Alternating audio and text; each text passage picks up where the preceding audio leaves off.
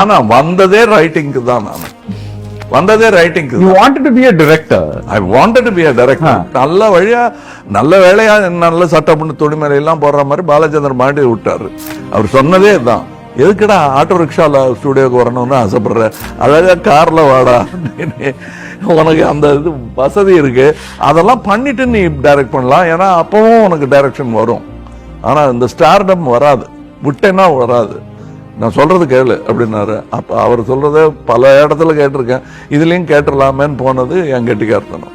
If there is any wisdom in my life, that decision was the first wise decision I made in my life. இப்ப இவர் சொல்றாரு இல்லையா, இதை பார்த்துட்டு என் வேலையை நான் இப்ப பாக்குறதுன்னு பல இன்டர்வியூல சொன்னாரு. அதே பிரச்சனை தான் எனக்கும். இப்பவே already I am doing things because out of, வேற வழி இல்ல. Also passion. இல்ல, driven to survival.